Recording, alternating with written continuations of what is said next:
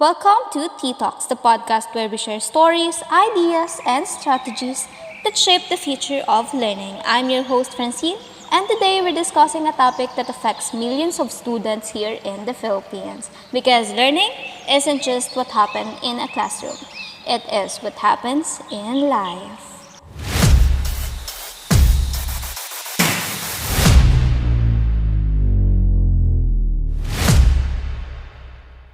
I'm Francine, and today's episode is for anyone who's ever felt this line.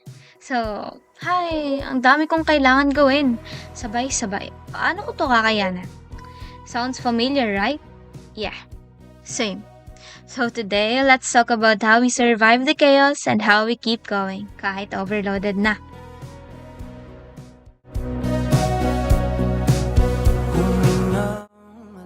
Ikaw, saan ka ba hindi makalaya?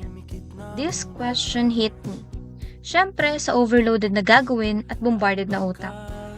Hindi ka makalaya dahil sa pressure na nakapalibot sa'yo. Maraming judgment pero isipin mo, kahit paunti-unting hakbang, a small step is a progress. Kahit mabagal, basta umuusad.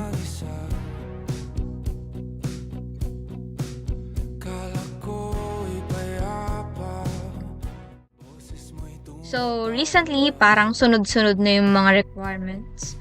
May paper sa isang subject, group project sa isa pa, may quiz pa kinabukasan, literal na parang wala ka ng pahinga.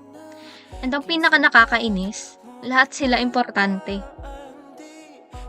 At some point, napaupo na lang ako sa harap ng desk ko. Staring at my to-do list, thinking, okay, anong uunahin ko? At paano ko to matatapos ng buo pa yung utak ko? I know, I'm not the only one. We all go through it. Or maybe, you're going through it right now. That season where you're running on empty but you still have to show up and function. So, here's what I've learned from weeks like that. First, of course, you can't do everything at once. But, you can do one thing at a time. Sometimes we feel like we have to finish everything all at once. But that's just not realistic. Hindi ito magiging realistic. Or hindi ito realistic. Because I tried doing 3 things at a time. 3 to 5 things at a time. Multiple tabs open, multitasking, sulat dito, sulat doon, search dito, sulat doon. Wanna know what happened? Nothing. I got nothing. Just more stressed and exhausted. So I started doing this instead. I list everything I need to do, then choose one thing to focus on for the next hour. Effective. Right, effective. So, one thing at a time. One win at a time.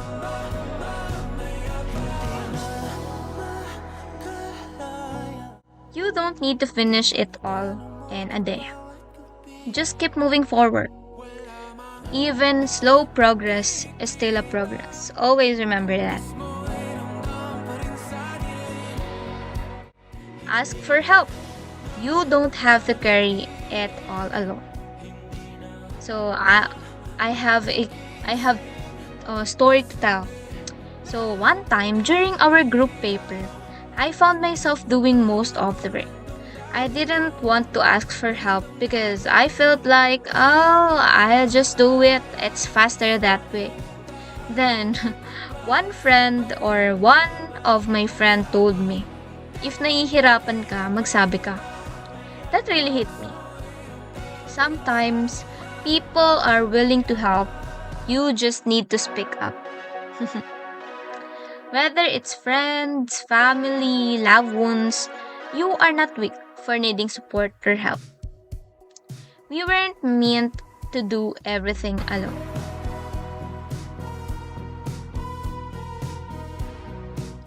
Of course, you are allowed to rest. This is your reminder. You don't need to crash before you give yourself permission to rest. You don't need to rush before you give yourself permission to rest. Because sometimes a quick nap, a decent meal, or stepping outside for 5 minutes, 5 to 10 minutes is all it takes to reset.